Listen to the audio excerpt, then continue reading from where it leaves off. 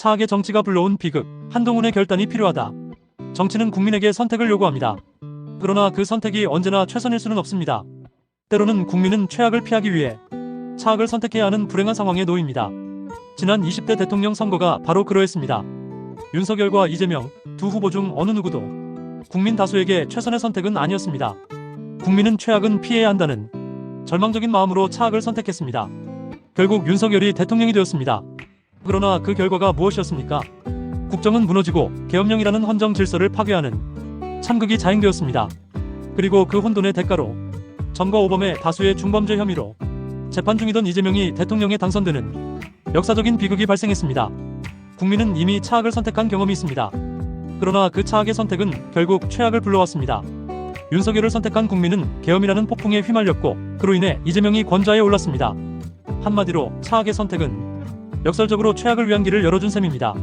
지금 국민의힘 당대표 선거에서 벌어지는 현실 역시 같은 그림자 아래 있습니다. 결선 투표에 오른 김문수와 장동혁 후보 모두 최선이 아닙니다. 당원과 국민은 또다시 차악을 선택하라는 압박을 받습니다. 한동훈 전 대표조차 최악을 피하자는 메시지를 남기며 사실상 차악 선택을 권유했습니다.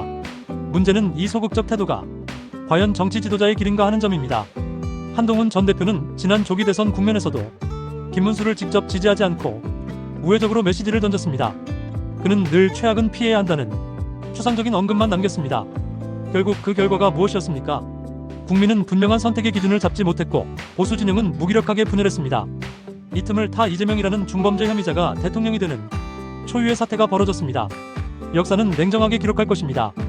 한동훈은 최선을 이끌 용기를 내지 못했고 국민에게 차악만을 강요했습니다. 정치는 명확해야 합니다.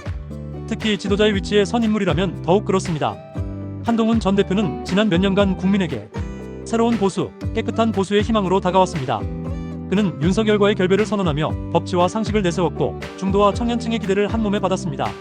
그러나 정작 결정적 순간에는 늘 머뭇거렸습니다. 계엄령 폭로 직후에도 국민에게 뚜렷한 비전을 제시하지 않았고 보수 진영의 분열 앞에서도 분명한 편에 서지 않았습니다. 이번 당대표 선거에서도 마찬가지입니다. 차악을 언급하며 김문수를 우회적으로 지지했지만 그것은 마치 책임을 피하는 듯한 태도로 비쳤습니다. 국민의힘이 처한 현실은 참담합니다. 반탄파와 찬탄파로 갈라진 채 서로를 배신자로 몰아붙이고 극우 유튜브 세력이 당의 목줄을 쥔 듯 휘두르는 상황이 계속되고 있습니다. 장동혁 후보는 전환기를 공천하겠다고 공공연히 말하며 윤어게인과의 연대를 드러냈습니다. 김문수 후보는 한동훈을 공천하겠다고 했지만 그것은 또 다른 혼란을 낳았습니다. 결국 국민의힘은 어느 쪽을 택하든 갈등과 분열을 안을 수밖에 없는 상황입니다. 바로 이 지점에서 한동훈이 나섰어야 했습니다. 그는 창당이라는 길을 선택했어야 했습니다. 아니면 이번 당대표 선거에서 공개적으로 찬탄파를 지지했어야 했습니다.